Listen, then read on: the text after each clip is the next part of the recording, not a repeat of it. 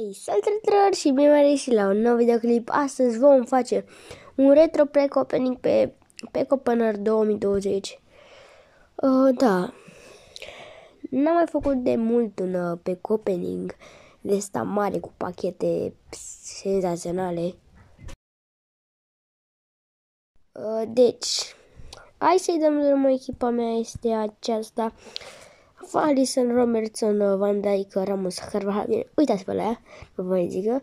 Și, da, hai să-i dăm drumul. Vom face aici, nu, mă scuzați. Vom deschide o grămadă de pachete. Avem aici Primer Moments Icon Pack, Primer Icon Pack. Avem și la Light and Road 89-91 Pack, Primer Icon Pack și Team of the Season Pack. Hai să-i dăm drumul cu picurile. Avem aici 10 picuri. Da, o să deschidem 3 picuri. O să le alegem pe încolocante. Ok, următorul. Al doilea. Alisson aici.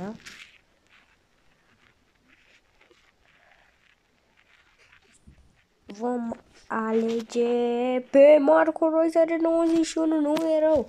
Nu e rău deloc. Haideți să mergem la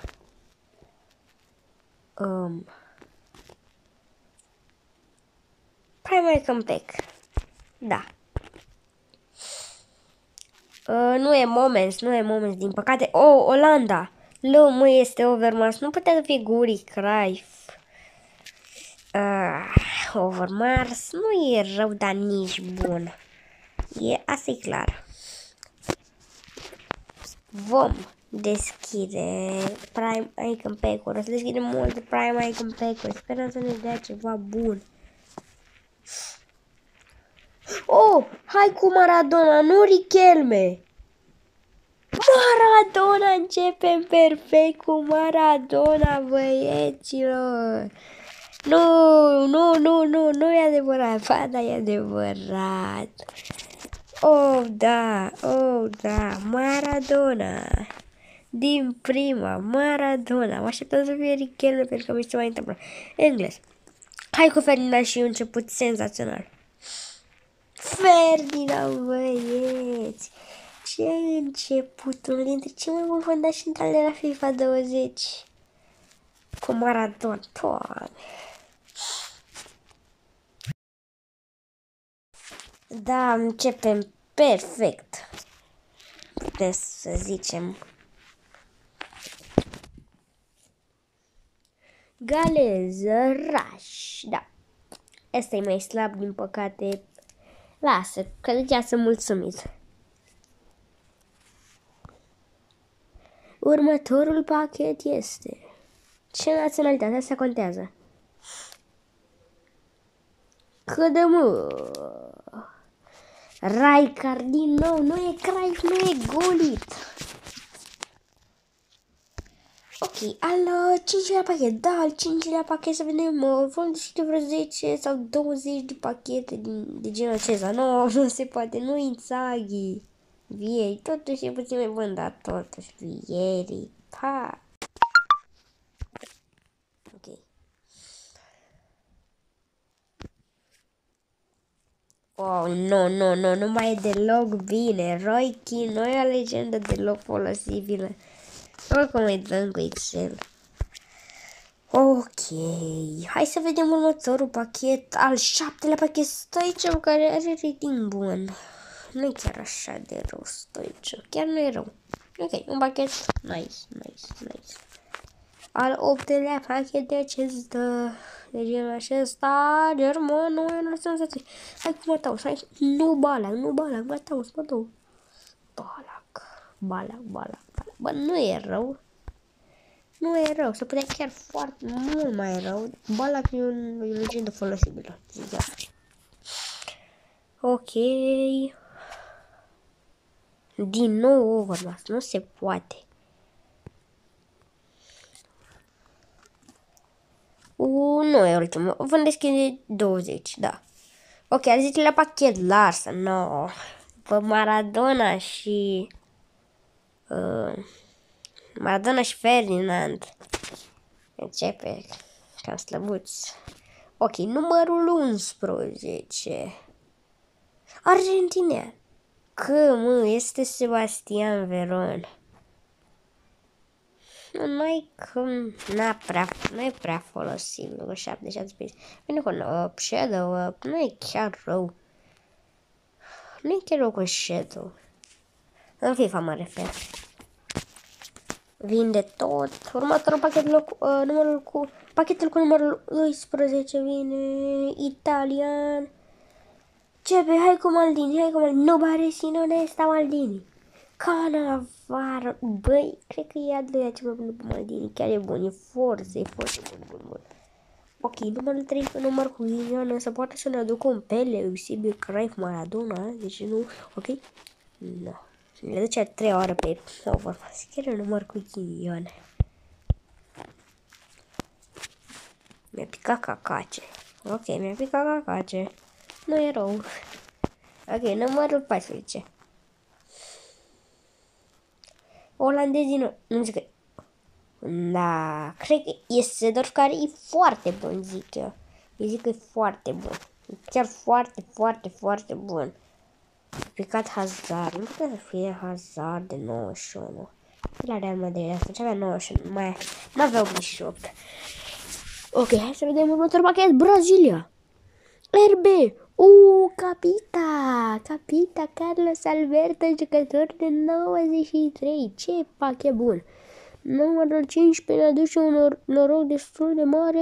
Îl păsăm pe valoare aici în club pentru că erau monași din Liga 1.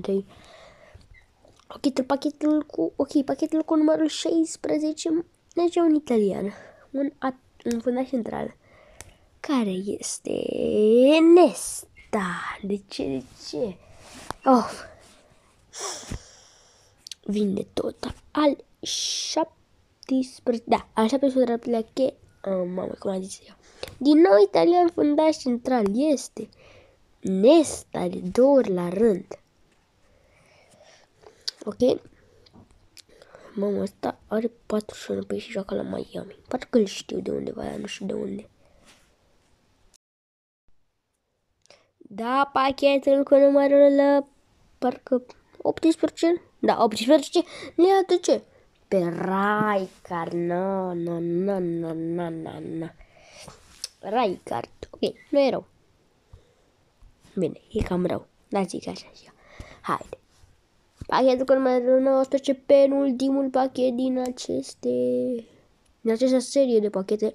Ne-l aduce pe Raul, cred.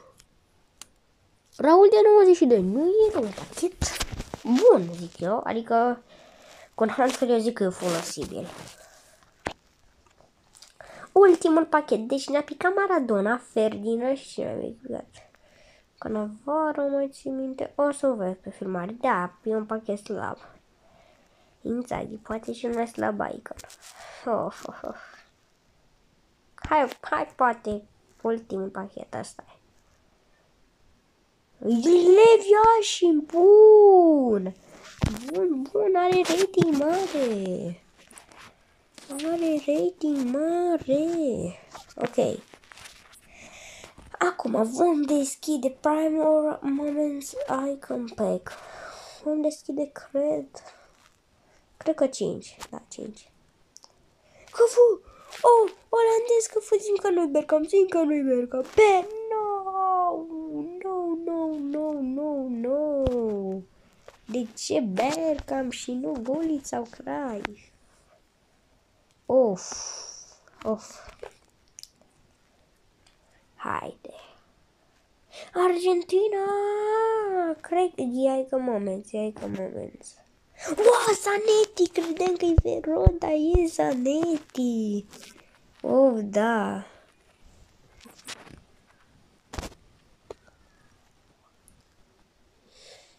Asta nu e moment, e doar prima icon. Este Lehmann, da, Lehmann. Următorul pachet e tot simplu, e Prime Adică e Roberto Carlos, nu e rău pentru echipă. De fapt, nu se integrează, însă nu e rău. Ok, și ultimul pachet, dacă e ceva să mai deschidem până ne pică ceva bun. Da. Încă un pachet. De ce? Ok, ne pică zoneti, ceea ce nu e rău, dar mai vreau ceva bun. Lemon, pe bune. Pe bune. Hai mă, ceva bun. Hai cu bomba aia. Cred că e Prime Moments din nou. Oh, din data asta e Veron. Hai că deschidem 10. Asta e pachetul cu numărul 8. E net, deși nu e Prime Moments. Of. Pachetul cu numărul 9 este Rekin. Da. De ce așa de slab? Ultimul pachet ne-l aduce pe Gică Hagi. Închem cum nu se poate mai bine cu Gică Hagi. Aia zic. Păsăm un club clar. Și acum. Ok, mai avem Team of the Deși ne-am lăsat pe ele ultimele, că ele nu sunt chiar așa de speciale. Că poate să ne pice și din Arabia. Sau din China, de 84, poate e mai slab Team of the Season, dar mă rog.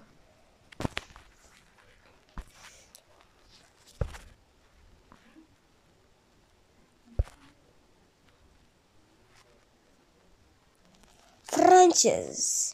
Cum? Ai leu, e forță. Am ok, și le forță, dar putea să fie o Pamecano Varan, totuși. Da. Încă un Team of the Season. Mai sunt încă 2 Team of the Season și încheiem. Nakagawa. Ultimul Team of the Season. Să zicem că ne-a fost de rău cu măchele. Ce prepa. Corona. Aoleu. Ok. Deci. Bă, a fost un pic opening bun cu Yashin, Maradona, Zanetti, Prime, Icon Moments, ok, 89. Deci. Cu Hagi. Deci, dacă vă urmează acest episod, nu uitați de like, de subscribe și noi ne auzim pe data viitoare. Pa, pa!